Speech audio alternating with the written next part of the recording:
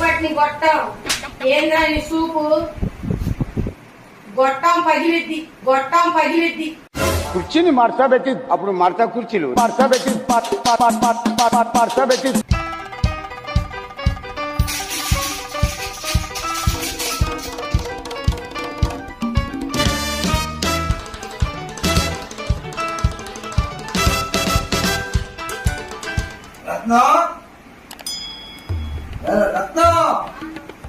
ఏంటి సార్ పూజకి పూజ ఇచ్చావా? ఏం పూలు సార్? అదే పూజకి పూలు పెట్టాలి.